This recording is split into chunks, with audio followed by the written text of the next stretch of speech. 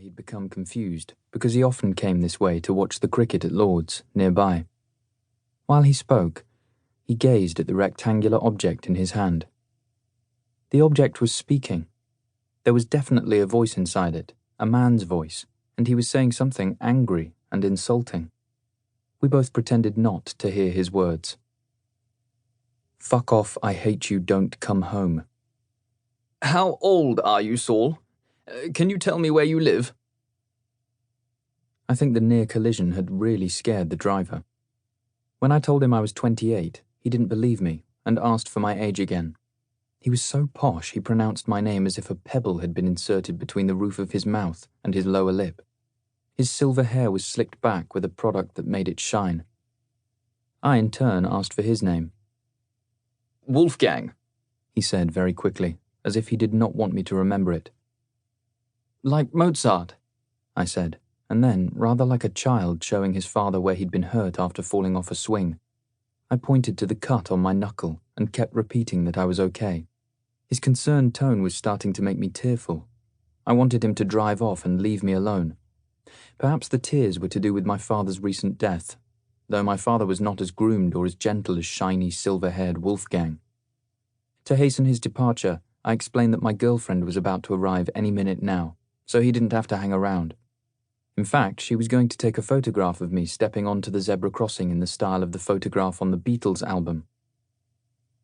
"Which album is that, Saul?" "It's called Abbey Road. Everyone knows that. Where have you been, Wolfgang?" He laughed, but he looked sad. Perhaps it was because of the insulting words that had been spoken from inside the vibrating object in his hand. "And how old is your girlfriend?" 23. Actually, Abbey Road was the last album the Beatles recorded together at the EMI studios, which are just over there. I pointed to a large white house on the other side of the road. "Of course, I know that," he said sadly. "It's nearly as famous as Buckingham Palace."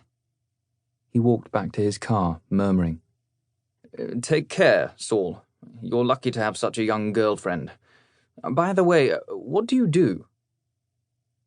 His comments and questions were starting to irritate me. Also the way he sighed, as if he carried the weight of the world on the shoulders of his beige cashmere coat. I decided not to reveal that I was a historian and that my subject was communist Eastern Europe. It was a relief to hear the animal growl of his engine revving as I stepped back on the pavement. Considering it was he who had nearly run me over, perhaps it was he who should take care. I waved to him, but he did not wave back. As for my young girlfriend, I was only 5 years older than Jennifer, so what was he going on about? And why did he want to know her age? Or what I do? Never mind. I was looking at the notes in my hand, which was still bleeding, in which I had transcribed how Stalin's father had been an alcoholic and was abusive to his family. Stalin's mother had enrolled her son Joseph into a Greek Orthodox priesthood school to protect him from his father's rage after he had tried to strangle her. I could not easily read my own writing, but I had underlined something about how Stalin would go on to punish people for their unconscious sins, as well as their conscious sins, such as thought crimes against the party. My left hip began to ache. "Take care, Saul. Thanks for the advice, Wolfgang." Back to my notes, which were now smudged with blood from my knuckle. Joseph Stalin, I had written this late at night, was always pleased to punish someone. He even bullied his own son, with such cruelty that he attempted to shoot himself. His wife also shot herself, more successfully than her son, who, unlike his mother, lived to be bullied again and again by his father. My own late father was not exactly a bully. He left that task to my brother, Matthew, who was always up for a bit of cruelty.